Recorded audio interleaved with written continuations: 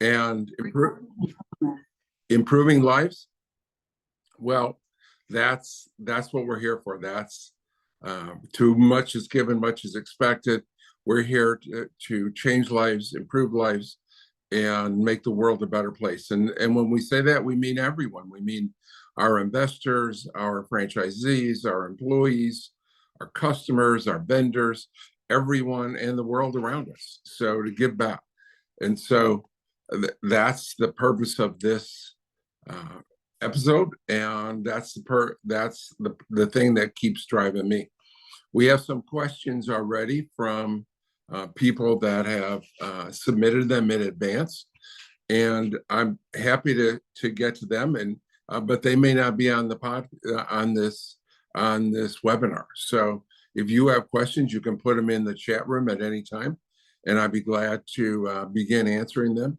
But in the meantime, I'll take the questions I have and answer them while we're waiting for anyone in the audience to reach out and ask me your specific question. So the first question I got was from a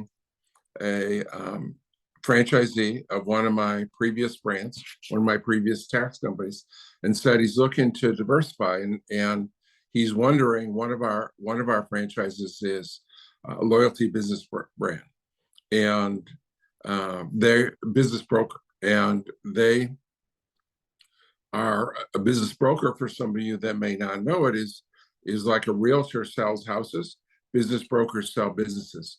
And one of the things we love about that industry is there are hundreds and hundreds of thousands, millions of realtors in this country, and thousands of real estate offices.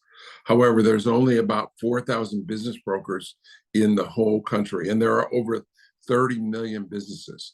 So it's an industry that is ripe to grab market share and grow and do very well with little competition.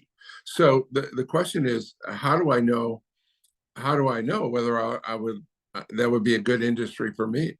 Well, in each of my companies that I've had, my advice is, if you have any question, then come and work with us. Come and work in a location and see if it's right to you. I love it when people think about joining the tax industry, but that's very seasonal. And so you're not going to learn much by going into a tax office on April 18th. But if you had been in an office on April 14th or 15th, you would have learned a lot and got a feeling as to whether you'd like it. So we will give you an opportunity to just try it, because that's the ideal situation. You can guess and think about how it's gonna affect you and whether you're gonna like it, but the proof is in the pudding. So come in any of our companies and work with us, and just see if the opportunity suits you. Again, if you're not looking forward to going to work, then you're in the wrong place. So we certainly want you to find something that that fits your purpose. My theory of life that I give out hundreds and hundreds of times is, find something you love to do, work hard, persevere. Again, everyone has a place in this that they can be extraordinary. Find your niche where you can be extraordinary. Everything worthwhile requires hard work, and persistency is the key. The ultimate key to success is being persistent and continuing when you face adversity. Every one of us faces adversity. I've never seen anyone that has skated through life easily. Everyone has to overcome adversity, and the winners, they face adversity and just keep on going. So that's your answer. next question comes from how do I develop leaders in a multi-unit business to align with your business purpose, vision, and mission? Well, I learned I was about 40 years old, and I saw an article in the Wall Street Journal about a grocery chain that I knew about, but really surprised me. They were headquartered in Rochester, New York, and they were at the time back in the 80s. I believe they were just all their locations were in Western New York. But one thing they had was a very unusual. The reason they were featured in the Wall Street Journal is they had a very unusual market share. They had almost 2/3 of the grocery stores in their grocery sales in their area. So I took my top two people, and we went up to Rochester, New York, and spent a couple hours in a Wegmans grocery store. And I learned right then the difference between great companies and ordinary or failing companies. And I really learned it on that visit. And what I learned, and I hadn't realized at that time, is that if you look at two great or two companies in the same industry, and I like to use the example of Kmart and Walmart, because Walmart is a huge success and Kmart has been failing for decades. And if you think about what's the difference between the top executives at Walmart and the top executives at Kmart, why are they winning? Are they smarter? Are they more experienced? Are they more educated? And I said, no, you can hire the smartest person. You can hire the most educated person. You could hire the most experienced person. So they aren't any of those. So what is the difference? And I learned on that trip to Wegmans that the culture in the store of the employees was the key difference. And it's culture. And we don't talk enough or put enough emphasis in this country on culture. And I think Tom Watson Sr., one of the founders of IBM, said it very well. He said it maybe almost 100 years ago. He said, if I could have 100 great engineers or 100 people with great attitude, then I'm going to take the 100 people with great attitude, because you can teach engineering. And that's what I've learned in my life. You can't teach attitude. You can't teach attitude. I've made the mistake of dozens of times trying to change someone's attitude. And while I've been successful for an hour, a week, a month, they always pop back into the non-great attitude. And so the way that you develop leaders, great leaders, and people in your organization is you find the right people. And the right people starts with attitude, looking at hiring first for attitude, and then teaching them and then teaching them skills and refining their skills and helping their skills before anything else. So it starts with finding people with the right attitude. And when I was in that grocery store, when I was in Wegmans in 1988 or 89, I asked one of the employees, and back then they used to have, for those of you that are old enough, they had a woman who had a tray of crackers and cheese or something like that, and she was passing out free samples. And I chatted her up a bit, and come to find, I said, well, what happens if someone comes in and they start working and they don't have a good attitude? And she said, well, they soon realize that they're not going to fit in. They soon realize they're not going to fit in, and they leave. And so oftentimes when you hire for attitude, when you emphasize culture and you have a great culture, the people that don't fit in, the people that are toxic and negative, they go away by themselves. But part of maintaining a great culture is when people violate that culture, when they violate good attitude, when they are toxic, that you move rapidly to move them out of the organization. You're not going to always be right in picking people. I mean, in all the people I've hired, I'm only right 60, 70% of the time, probably 60. And so what you have to be committed to do is to move quickly when the person doesn't fit in the culture, to quickly move them out of the culture, because the culture can just, if you add people with negativity into the culture, it's just going to drag everyone down, and the culture of the organization down. So great companies over the past, and I'll think about an Apple or a Microsoft or a Disney, back when they were great, and they still may be great, but they had a great culture.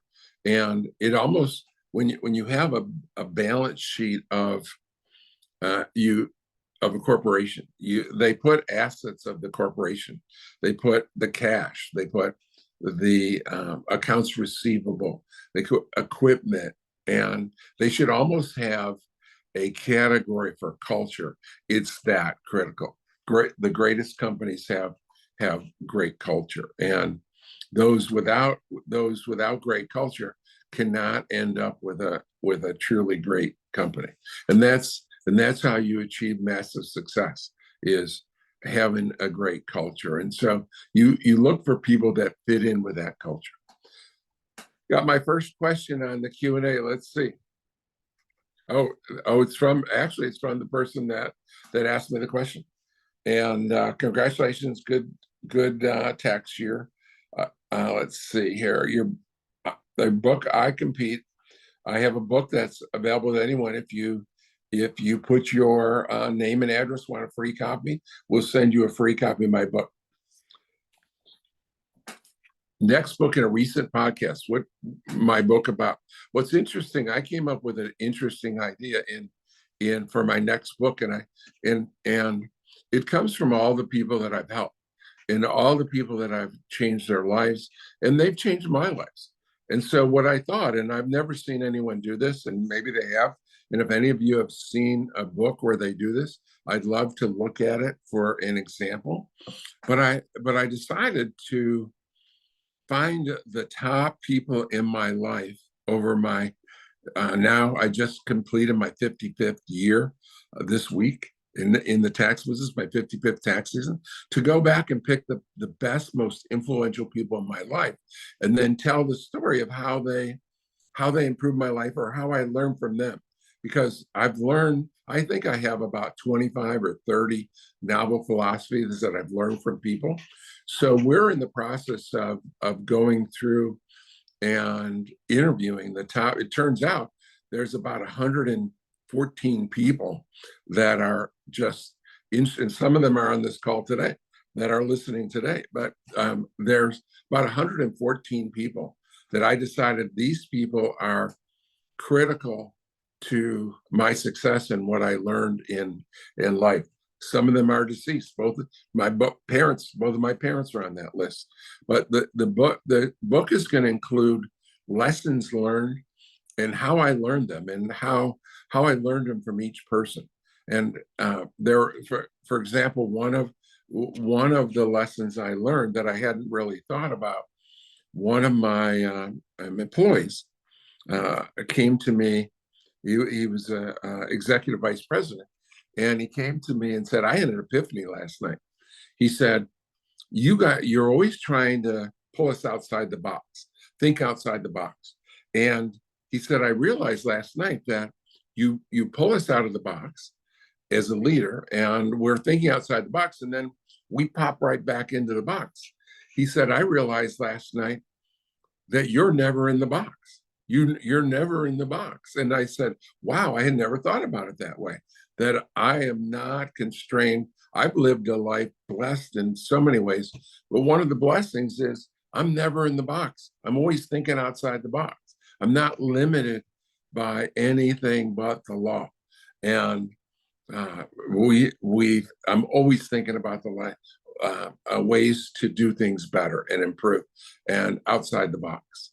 So that's one of the examples. So the book is, again, going to be based on interviews, short interviews, and we're going to talk about how that person's life changed, how they went from many of them started in their 20s to incredibly successful multimillionaires, business successes of all kinds, and or just personal events in people's lives where I've helped them in. Occasionally it's in being a parent or being a friend or helping someone in need. So I've had that also. So that's what the new book is about. We're about a third of the way done. Probably me another 6 to 9 months before we have it completed. But we're excited about the second book and more teaching and more lessons. Let's see if I have another question. No more questions yet. So let me go to the next question on my list that was written in advance, and this is a little bit more complicated. So this one is a bit more complicated. It's if you're considering franchising, what are the three major key piece of advice? So that this is a complicated one, and it's complicated because most of the people I know think that, wow, franchising is that's a good way to go. Well, my first advice, if you're thinking of franchising, is do not franchise. Now that sounds inane. That sounds crazy. I mean, just don't do it. And why don't do it? Well, let me say it this way, that most franchisors fail. Most franchisors fail. If you look at the International Franchise Association, it's a great organization. We've been part of it.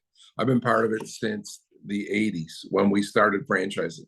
Loved the organization. One of the best run quality organizations I've ever been part of, the International Franchise Association. Well, if you look at their data, there are about 4,000 franchisors today, and there have been for the last 10, 15 years or more. Well, the problem is that every year there's more than one new franchisor a day. There's typically, in a typical year over the last 10 or 15 years, there are 400 or 500 new franchisors. And yet that 4,000 stays the same. So the obvious mathematical conclusion is if there were 4,000 at the start of 2023, January 1st, and by January 1st of 2024, 12 months later, there's still 4,000, but there was 400 new ones. Well, that means 400 failed during that year. And that's what happens. Believe it or not, to be in the top 50% of all franchisors in this country, you only need 20 locations. That's abysmal. That's a total failure. At Liberty Tax Service, from 2000 to 2012, we brought in 2,000 franchises. We added 300 new offices a year and there to be in the top 50% today of all franchisors in this country, you only need 20 locations. Well, we were doing that every month for 12 straight years. And so most franchisors fail. Well, why do they fail? And when you find out why they fail, then you find out the key ingredients of success. So here's what I've observed, and I wasn't a total student of all industries until we started Loyalty Brands. Loyalty Brands has 8 different brands. Of course, at Jackson Hewitt, we just had one brand. It became the 23rd largest retail franchise chain in the country, a $1 billion company. And at Liberty Tax, we became just 12 years. It took me 15 years to get to $500 million value at Jackson Hewitt. It only took me 12 years to get to a $500 million value at Liberty Tax with 4,000 locations. But I was only in one industry. Now I've started Loyalty Brands, and we're in 8 different industries, but we've experimented with a dozen other companies trying to help them move forward. And we came up with a concept that I would have a team, a great team, and we do have a great team. That's why we call it Loyalty Brand, of people who've been with me for decades, and people that are extremely experienced in franchising. So we would add mentoring, we would have franchise development, we would give these franchise systems the access to the tens of thousands of people around the country have worked with me.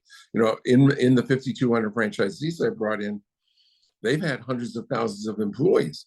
And so there are hundreds of thousands of people around this country.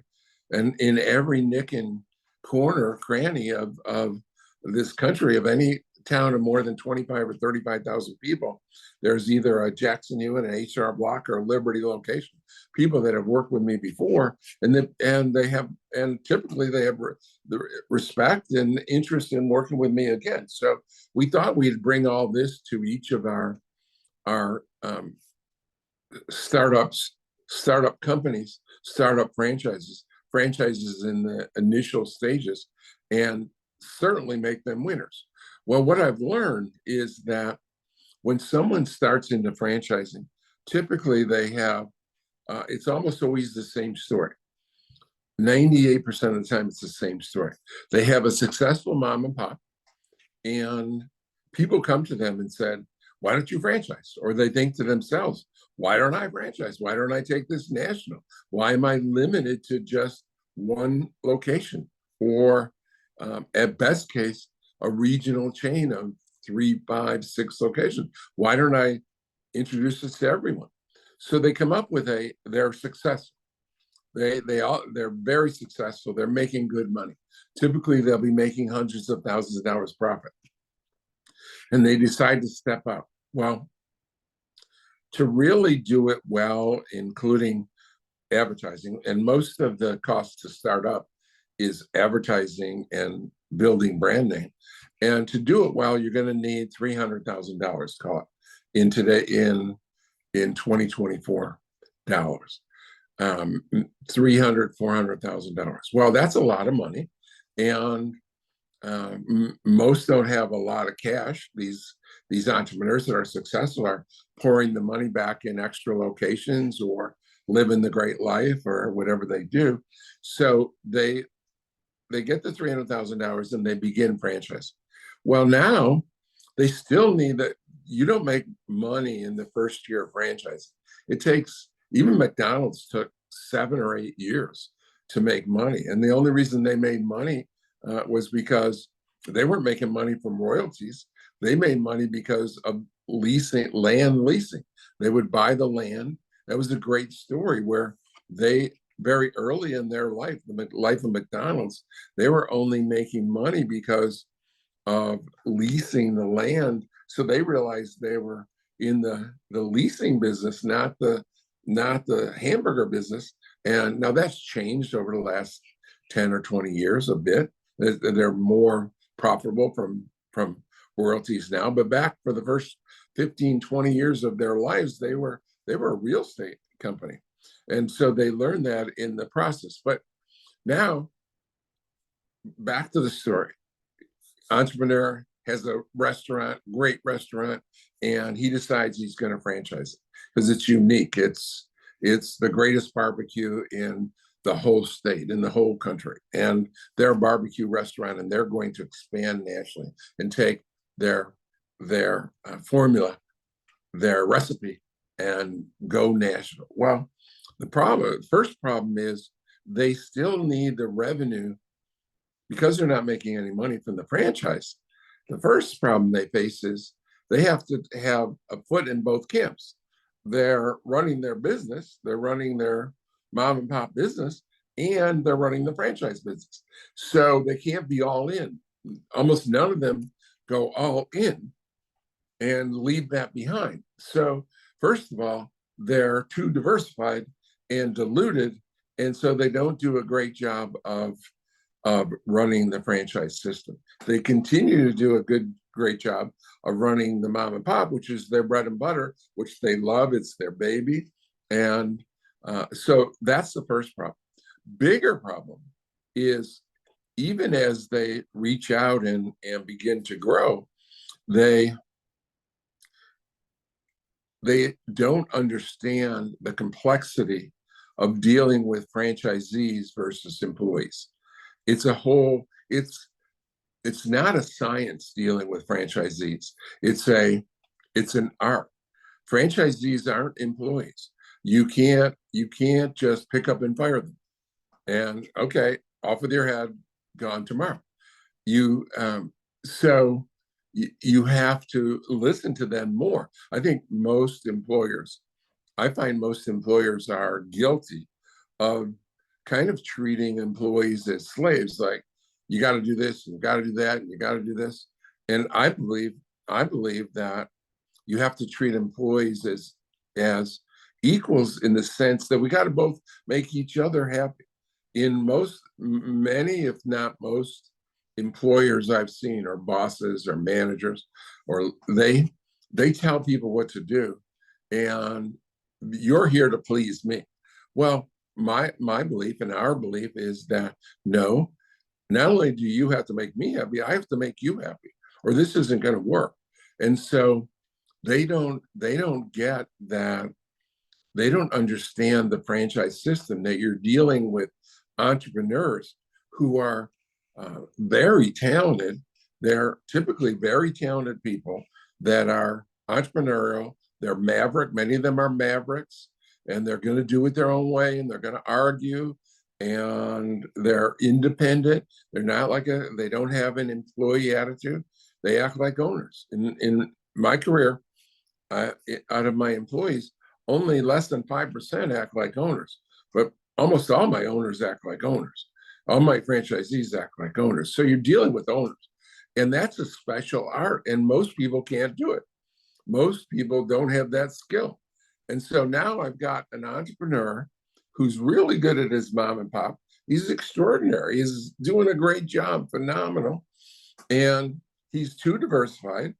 And even if he had the time to do the franchise system right, he doesn't understand it. And he hates that they argue with him and complain. And for those of you that want to think about what it's like, if you have children, then you should get it. Because think of your children and think of all the rebellion and the you have to go through with children.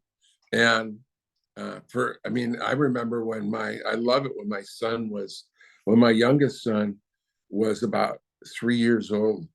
He went through a period where 2 or 3, he said, first he was saying, bad mommy, bad mommy, bad mommy. And I loved it, right? Because he wasn't saying anything to me. She had to deal with it. And then he made the mistake of saying, bad daddy, bad daddy. And so I came up with, and I can't sing a note, so this might be offensive, but I said, so I quickly came up with this response. I said, yes, yes, yes. After he said, bad daddy, bad daddy, bad daddy, I said, yes, yes, Big Bad John. And for those of you that are young, you don't remember that song, Jimmy Dean, long time ago, Big Bad John. So I would say, yes, yes, yes, Big Bad John. And it took him about 4 or 5 times before he said, no, good daddy, good daddy. And so he said, the good news is he stopped saying bad daddy, bad daddy.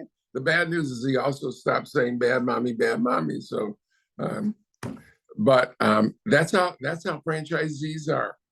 Bad daddy, bad franchisor, bad zor, bad zor. And you can't do anything that everyone's going to approve of. You know, my favorite Shakespeare is this above all, to thine own self be true. You're never going to do anything that people are all satisfied with. And I'll give you this another simple example. Let's say that today we have We have in our chain, we have about 400, 400 or 500 franchisees. And let's say I decided to send everyone $10,000. Okay, I'm going to write you a check, and I have a national call, and or at the convention next month, we say we're going to give everyone $10,000. Well, you would think off the top of your head that how could anyone complain about that?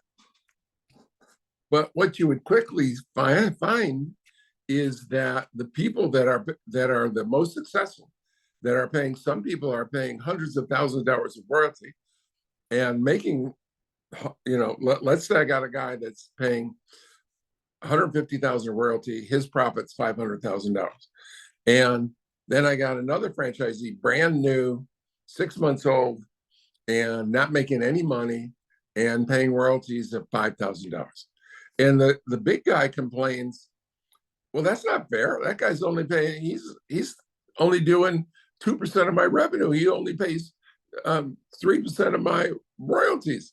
If he gets 10,000, I should get 150,000. And so he complains. So the big guys complain. The little guy complains. That guy's making 500,000 profit a year. I'm not making money yet. I'm still not cash flow positive. I need his 10,000. Well, he doesn't need the 10,000. So you can't make everyone happy. And that's what you deal with when you deal with franchisees. You deal with people in general. You're never going to do anything that makes everyone happy. And so they're just not good at it. So back to the things you need to have a successful, if you're going to franchise. Again, number one, don't. But if you do, here's the things that you need to do. You have to have a working model. You can't sell thin air. You can't sell, well, we believe that if you do this, these are the results you're going to get. That's not what a franchise is. Franchise system, in my opinion, and I've been doing this for 55 years, in my opinion, a franchise is building the best system in your industry. And fortunately, in the tax preparation industry that I've been in for 55 years, my companies have always had the best system. Whether it was with Block, when I was with Block, Jackson Hewitt was better than Block, Liberty was better than Jackson Hewitt, and now ATAX is the best system in the industry. So you deserve for me to give you the best system. And part of the best system is to be improving.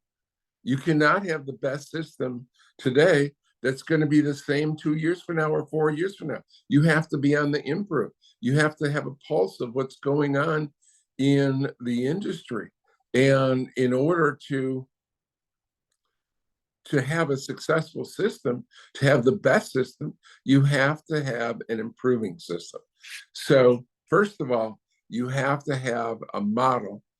And then, and not only does it have to be successful, it has to be replicable by kind of average people, that they don't, if you have a system that can only succeed if you have your IQs in the top 2% in the country, or your experience is the top 3% in the country, or your education is a PhD or an MBA, you're not going to have a successful. It has to be replicable by people that maybe they only have a high school degree, maybe they're only a B student level. Maybe, I mean, you're not going to find. I brought in 5,200 franchisees. They're not all geniuses. They're not all PhDs. They're not all experienced. Some come in with no experience. You have to have a replicable system that you can teach someone that wants to learn and that doesn't have a fancy degree, isn't the best salesperson ever. Those people are already going to be somewhere else. The Tony Robbins is never going to be my franchisee. And either it was Sam Walton. I mean, although Sam Walton was a franchisee, he was the biggest franchise of a chain before he started Walmart, actually. And he went for those of you that don't know the Sam Walton story, there was a chain, large chain back in the 50s and 40s and 30s that of little convenience stores in every little town in the country, sort of a Dollar General or a Family Dollar. They were in every little town. It was called Ben Franklin, and he was the largest franchisee. And he went to them and said, I have an idea, and his idea was Walmart. And they said, no, no, no, we're not going to do that. And of course, the rest is history. Ben Franklin went down to 2,000 locations today or less, and Walmart is Walmart. But just because they didn't listen to a franchisee. But you have to, and that's part of the, so you have to, you have to have a working model. It has to be replicable. And then it has to be sticky. Because once the franchisee learns the system, why do they need you anymore? What is it about them that needs you? Why don't they just go do it themselves?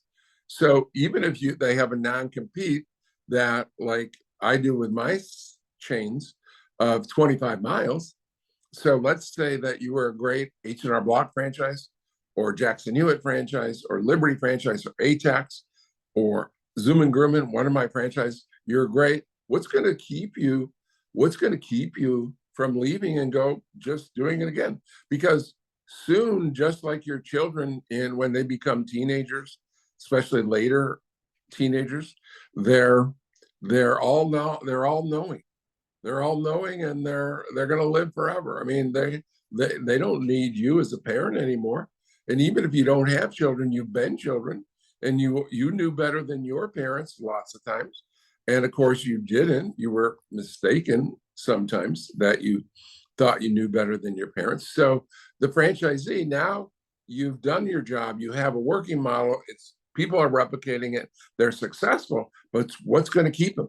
Is it software? Is it the Coca-Cola formula or the Kentucky Fried Chicken recipe? Or the easiest thing that's going to keep them is to have a ever improving system and to establish a national name, because Americans and Canadians, those are the only two countries where I've had massive amount of franchise. They put extra value in a name. McDonald's doesn't make the best quality hamburger.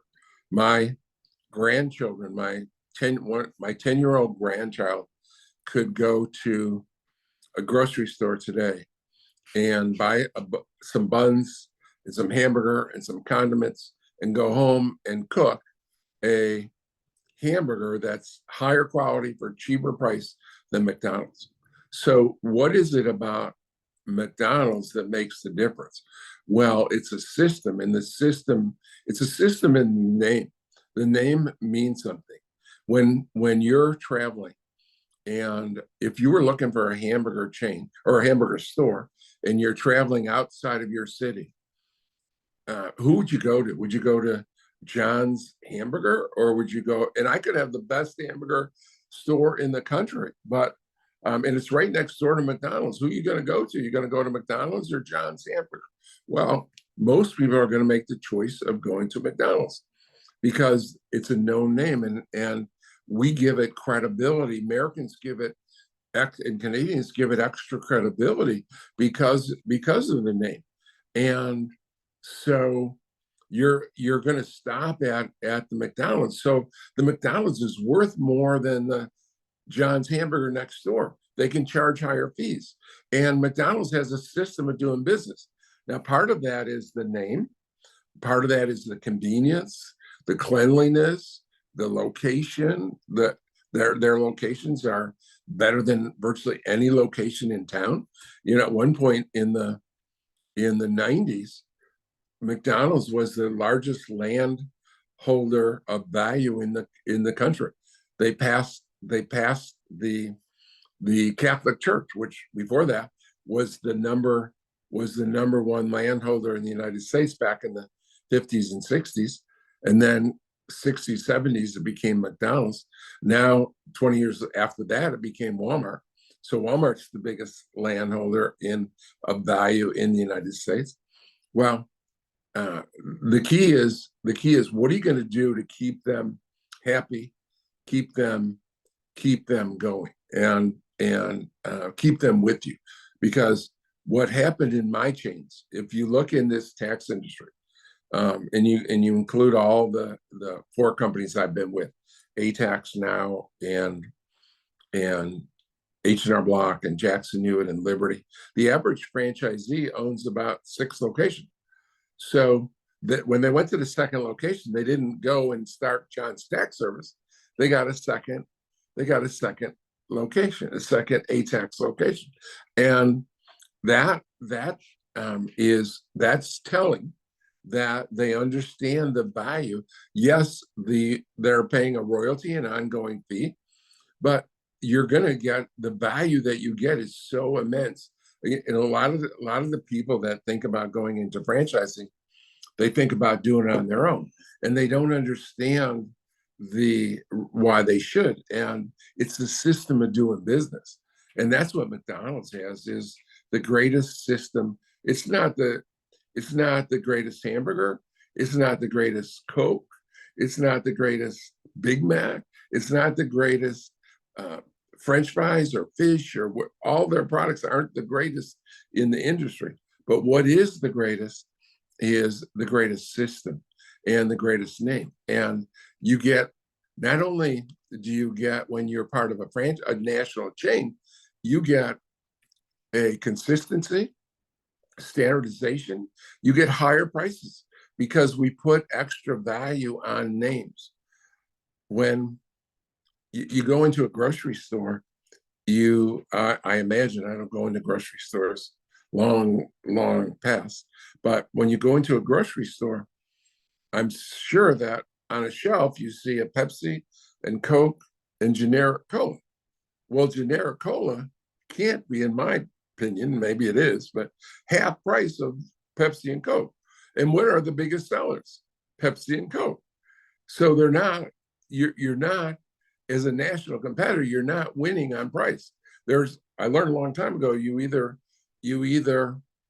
win on price or service, and there's no value in winning on price, because someone's always willing to do it cheaper. So again, things you need if you're thinking of franchising your business, you have to have a working model. It has to be replicable. It has to be replicable by a kind of an above average person, not a superstar, not a Michael Jordan. I mean, you need to have the run of the mill NBA ball player, not Michael Jordan. You don't have to have that skill, or else you're not going to expand and rapidly. And you have to have the ability to retain your franchisees. And it all comes down to this. And the reason, and before you start, you have to understand this simple premise. And it should be obvious to everyone. This premise should be completely obvious to everyone. But remember, there are, over the last 10 years, 400 franchisors have failed each year. So that's over 10 years, that's 4,000 franchisors have failed. And of the 4,000 remaining today, 2,000 have less than 20 locations. So if the others had less, so that's 6,000 failing franchisors out of 8,000. 3/4 fail. So but it comes down to this simple premise. And when I say it, it's going to be obvious to you, and you're going to wonder why they don't do it. Well, the premise is this: happy, successful franchisees. Happy, successful franchisees. If a franchisee makes money and you don't, not going to work. If you make money and a franchisee doesn't, not going to work. But they don't understand that. And so if you look at a typical franchise agreement, I'm appalled when I look at a franchise document and I see this is very standard, that they have about 30 different fees. They have a fee for application. They have a fee for renewal. They have a fee for convention. They have a fee for technology. They have all these nickel and diamond fees, nickel and diming their franchisee. They don't understand happy, successful franchisee. He's not happy writing checks for 40 different things each month. And if I audit you, I'm going to charge you this and all these fees, they're protecting themselves. So instead of worrying about happy, successful franchisees, they worry about happy, successful franchisor. And you can't win if you don't have happy, successful franchisees. There are only, today in the United States, there's only several hundred, less than 1,000 franchisors that I would consider very successful with, call it 300 locations or more, 300 or 400 locations or more. So, but they have happy, successful franchisees. If you have happy, successful franchisees, you're unstoppable. If you don't, you can't win. And and this is very example of what happens when we sold Liberty Tax 5 years ago. On the wall, when you walked in the corporate headquarters, it said, because we had franchisees visiting all year long, big letters, at least 1 foot letters, 3 words: happy, successful franchisees. And really, it's happy, successful franchisees and happy, successful employees. But 3 words were on that wall. And within a month of me leaving, after I'd been there 20 years, I left Liberty Tax. And within a month, they whitewashed the wall. And that, I don't know why they did it, but I know positively they didn't believe it, because they ruined my company. They went from 4,000 offices that at our peak down to nearly half of that. They have a little more than 2,000 offices. So they in 6 years they destroyed my company, my baby, for 20 years, because they no longer believe that the key to success was happy, successful franchisees. They wanted happy, successful franchisor, and they wanted to nickel and dime franchisees, drive them out, and take a bigger share of the customer's dollar. Because when the customer comes in, and a royalty doesn't come from a franchisee to the franchisor. Almost every 99% of franchisees think when they're paying you a royalty that they're paying you. That's their money.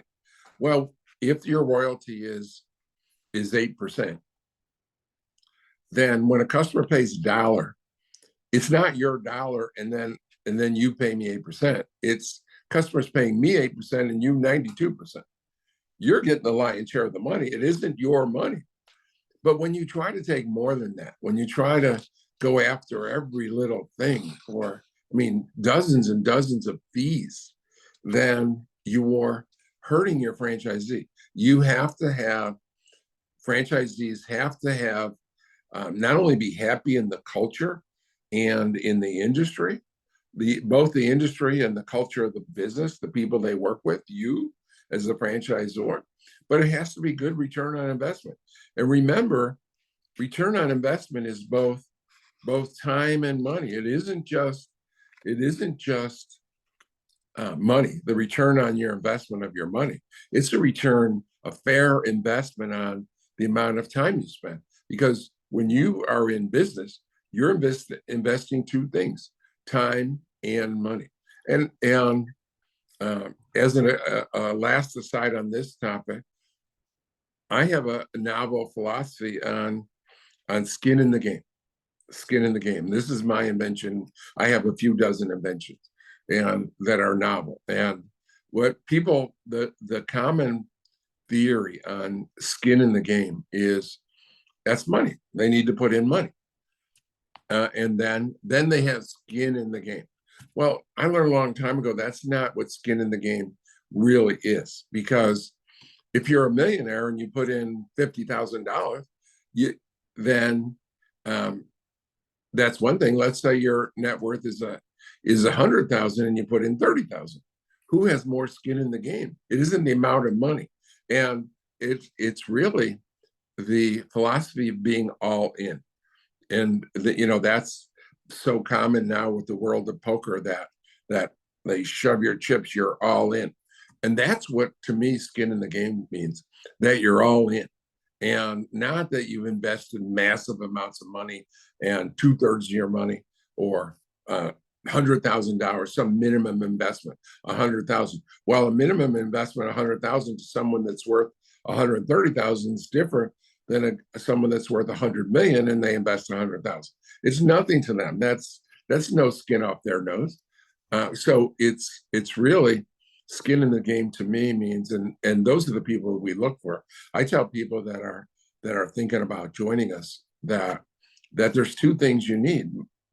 You need leadership, and you need money. And it's a lot easier for me to go get money than it is to go find great leaders. And so if you're a great leader, I'll get you into my system.